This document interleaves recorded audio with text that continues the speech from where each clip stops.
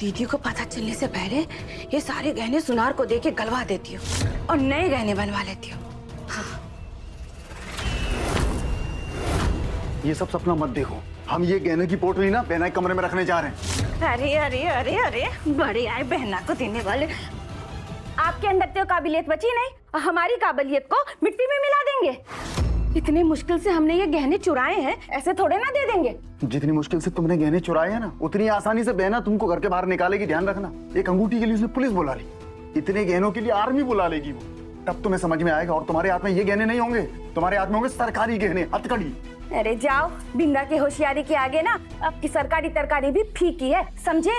और इतनी होशियार नहीं हुई आपकी शकुंतला देवी जो आप बिंदा की चोरी पकड़ ले। ज्यादा से ज्यादा वो क्या पकड़ सकती है पता है? गौरी का गर्दन पकड़े, उसका गर्दन। हमको क्या करना है? हमको कोई नहीं फर्क पड़ता है। बड़े आई बहना बहन की कहना लेने वाले। मतलब तुम हमको ना पक्का जेल भिजवाओगी।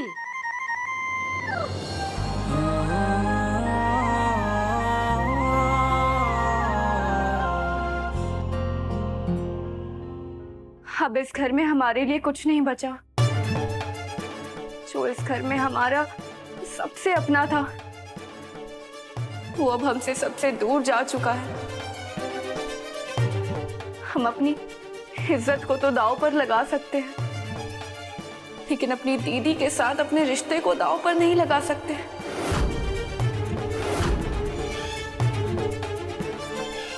और मेरा क्या? मुझे भी दांव पे लगा सकती हो? तुम इस घर से जाओगी ना तो मैं भी तुम्हारे साथ चलूंगा। तुम्हारा साथ निभाने का वादा किया था मैंने, वो सिर्फ यूं ही नहीं किया था, जिंदगी भर साथ देने के लिए किया था।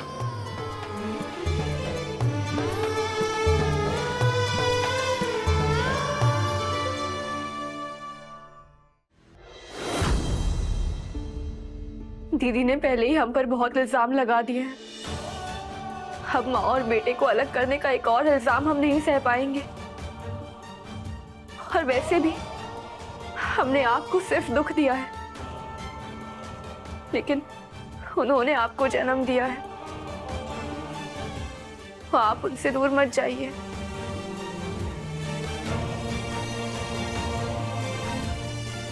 अगर ऐसा है ना तो यहीं रहो। दूर जाके रिश्ते सुलझते नहीं हैं, बल्कि और उलझ जाते हैं।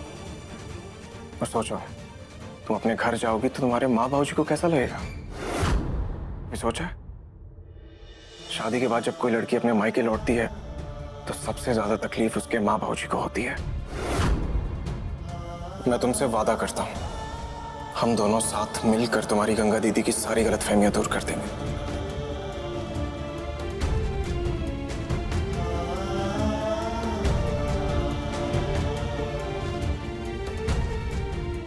अब ज्यादा मत सोचो, चलो आराम करो, आ जाओ।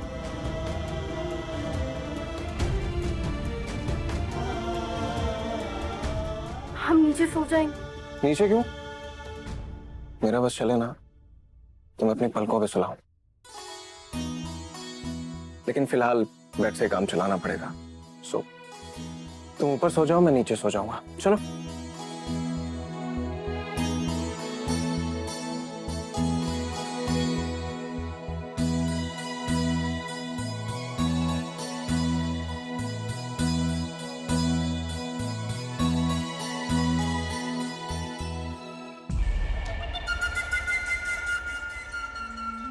शकुंतला, इंसान के गिरने की एक हद होती है और तुम वो हद पार करके पाताल में पहुंच चुकी हो। इस घर में पुलिस बुला के तुमने वो सारी हदें पार कर दी। शायद तुम भूल रहे हो ये घर हमारा है, जो मन चाहेगा करेंगे। और तुम तो बड़े सत्यवादी बनते थे ना, सही के साथ सही होना चाहिए, गलत के साथ गलत होना चाहिए। अब कहाँ गए तुम्हारे सिद्धांत? अब उस चोर के लिए इतनी हमदर्दी क्यों?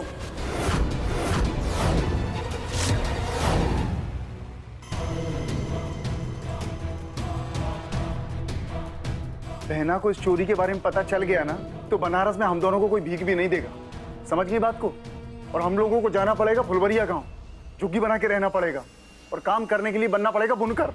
अरे बंद करो अपनी पनौती, नहीं बनना हमको बुनकर उनकर। हम तो इस घर की मालकिन बनेंगे, मालकिन, और नहीं डरते हम तुम्हारी दीदी से। हाँ। बहना, दम निकाल के रख दिया हमारा, मार डालूंगी। राम, निकल गई हवा? कहाँ गई हेकड़ी बाजी?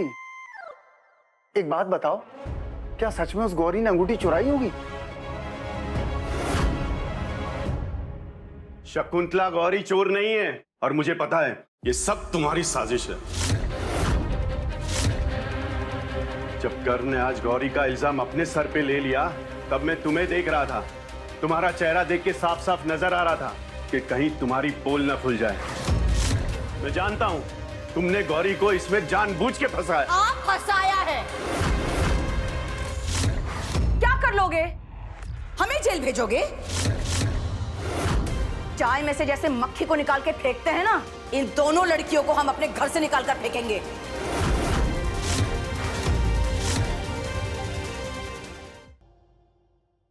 बेशर्मी की सारी हदें पार कर दी तुमने शकुंतला। तुम्हारी इन्हीं हरकतों की वजह से आज तुम्हारे दोनों बेटे तुम्हारे खिलाफ हो चुके हैं, और तुम्हारी इन्हीं हरकतों की वजह से कहीं भगवान भी तुम्हारा साथ ना छोड़ दे। भगवान की जरूरत नहीं है हमें। उस गौरी को हराने के लिए हम अकेले ही काफी हैं।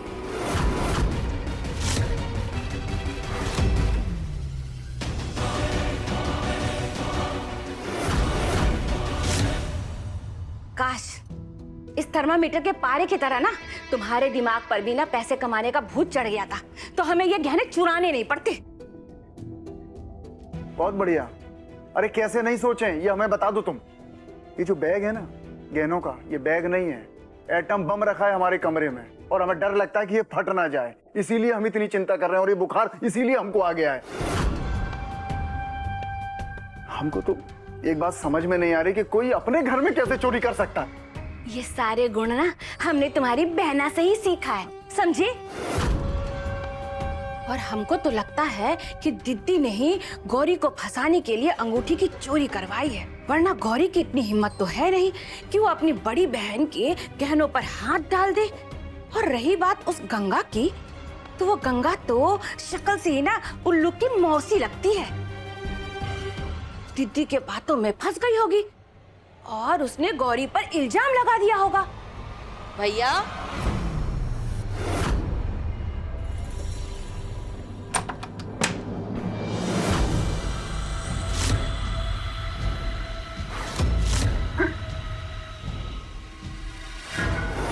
बिंदा,